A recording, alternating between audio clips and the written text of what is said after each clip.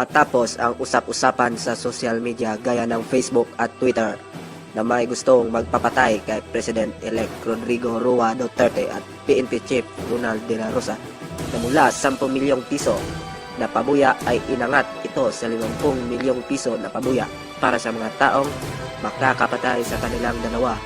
Nalaman ito ng otoridad ng may isang preso na nakakasama sa pulong ng mga preso upang ipapatay si President-elect Rodrigo Roa Duterte at Ronald De La Rosa. Lahat yang nasa Muntinlupa, kung nakakaintindi, nanonood yan sila ng TV, bantay kayo. Bantay kayo sa akin. Bantay kayo sa akin. Bantay kayo sa akin. Basta pagka magloko-loko sa pagpasok ng SAP niyan, ayaw ko nang makita pa nakatindig isa. Wala akong gustong nakakita nakatindig sa inyo. Yan talaga ang totoo. Prangka nationwide yan. Sabihin ko talaga sa SAP, I do not want to say anybody standing there. Look, kung nandyan na kayo sa presuhan namin, matagal naman kasi yan eh. Panahon pa ni Dilima yan, I warned her, because take care of your own backyard because there's shabu being cooked there. Ay, niwala. Pero kami ba, huwag ninyo kaming problemahin. Huwag mo naman akong paihain. Presidente ako, may jail ako dito, na nakakalabas kayo, kumukuha kayo ng babae, nag-good time kayo, nakainom kayo, may baril pa kayo, nagluluto pa kayo ng shabu. Hindi na pwedeng magbura kasi malapit na ang inauguration eh. Hindi naman natitinag si incoming PNP Chief Ronald De La Rosa sa umano'y malaking halaga na patong sa kanyang ulo. Ayon kay De La Rosa, mula sa inisyal na 10 milyong piso, itinaas na raw sa 50 milyong piso ang inaalok na pabuya para itumba siya at si President-elect Rodrigo Duterte.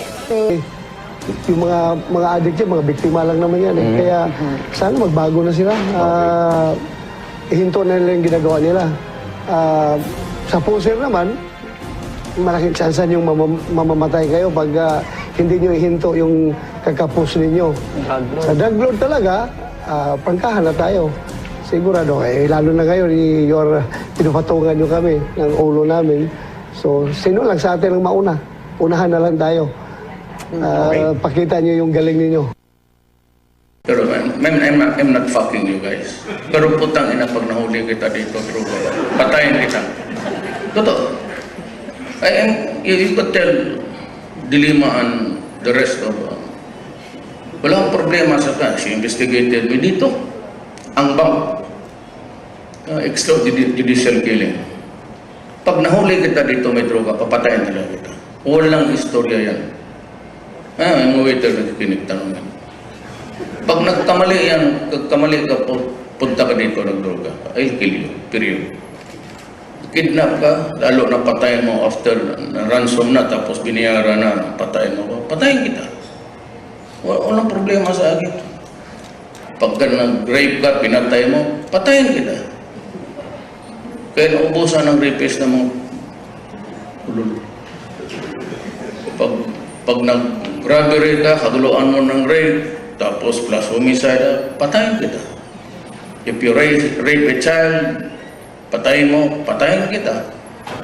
Pag nag-hostage ka dito, baka suddenly may terrorist utak na alam mo na hindi natin malaman. Pag sinustage mo yung bata o sino man, patayin mo na. Patayin mo na yung hostage. Pagdating ko talagang papatayin kita. Wala ang pakialam kung may ABS-CBN dyan o may GMA. I will kill you. Pagdating ko, pag-lovers the sniper, use yun. God damn it. Parang gano'n, parang sa military. So, how do I keep the peace of the city? Di mo lang yabihan. Sabi nga, number 9 ako safest. Then how do I do it? How can I reach that title of being the safest city? The 9th safest city in the world. Answer? Skill mo. Sa mga nakarating araw sa kanya, naka-closing out sale na raw ang mga droga mula nang manalo sa eleksyon si President-elect Rodrigo Duterte. Everything must go before Duterte administration comes in. So binibinta na nila. Lahat na tinatago lang yung supply, binibinta na. Murang-mura. Yung iba nga, kung daw, hulugan. Yung installment, no, hulugan. Shabu now, pay later. Prefer that nobody pays attention to my presence in place. I hate it. Yung lahat halos magbaw-baw. Na mas nakukurnihan ako para bang itong gago na to. Bago ako ngayon pumasok sa bahay na yun, nakadroga na ako, nakainom na ako. Ngayon, pinasok ko yung bahay, kumuha ako ng kutsilyo sa kusina, naghanap ako ng kutsilyo. Paglasing ako, talagang tamang manyak ako eh. Talagang hobby ko, mang-rape talaga, man-rape. Swerte pa ako, kasi hindi pa si Duterte yung nakaupo. Si Duterte wala na, finish na. Kung si Duterte wala na, finish na. Kung si Duterte wala na. Kakahalaga ng Do not do that because this is a democracy. This is not a royalty. Nobody occupies a special place. Even if I'm your president, I would just consider me equal to you in terms of our rights and responsibilities under this republic. There's the Constitution. We are bound by it. We obey the laws. But there are things in this government which I had to do because I was the only one who could do it. Sally Ordinario, isang ina at OFW, nahuli ng droga sa Shanghai Airport. Kinulong. Nilitis. 防御是否履行了作为一个继母的这个责任和义务？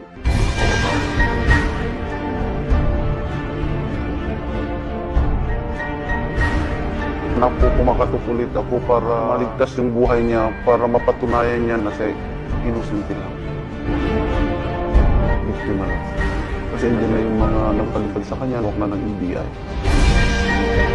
Na siya innocent lang. Alam nila na si Sally ay biktima lamang ng mga Chinese drug syndicate na pinagsasamantalahan ang ating mga kababayan dahil sa pera.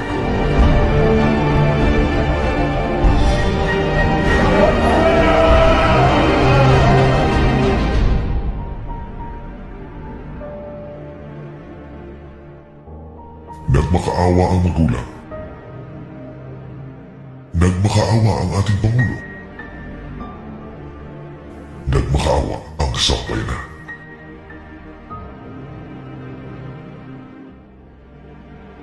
Ngunit hindi tayo kinawaan.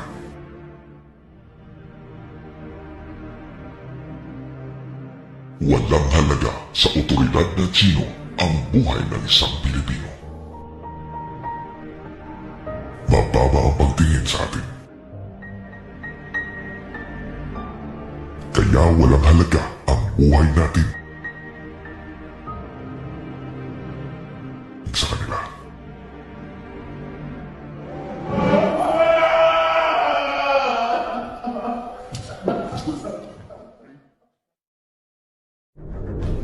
Pilipinas, ang bayan nasa matinding panganib.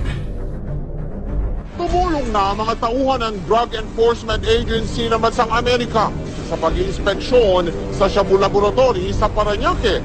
Suot ang chemical suit. Muling pinasok ng PDEA Chemist at SOCO ang Shabu Laboratory na nadiskubre sa East Service Road sa Parañaque. Sa pagkakataong ito, kasama na nila ang mga tauhan ng Drug Enforcement Agency ng Amerika. Sa mga kwarto ng basement ng warehouse kung saan naroon ang laboratorio na pinakamalaki na marahil sa mga nakitang Shabu Lab sa bansa, tumambad ang mga kemikal. Sa sobrang laki ng laboratoryong ito, kaya doon ito mag-produce ng 4 hanggang 500 kilo ng shabu kada buwan. Kumikita ito ng tumataginting na mahigit 2 bilyong piso kada buwan. Tulad ito sa kita ng pinakamalaking minahan ng ginto sa Pilipinas.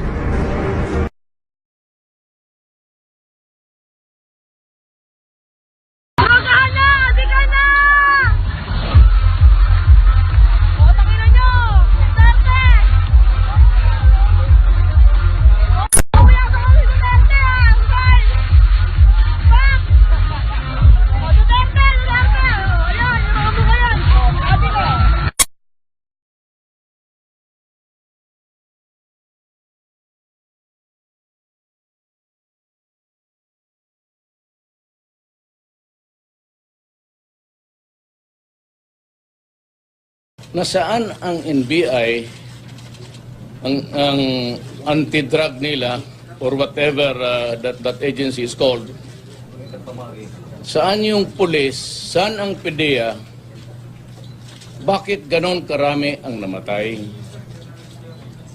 Kung sabihin mo lang isa, dalawa, were it just for about one death, and we can attribute it to something, just it's a bad luck for him. Bakit karaming patay? 5, tapos pinagpapasahan ang droga.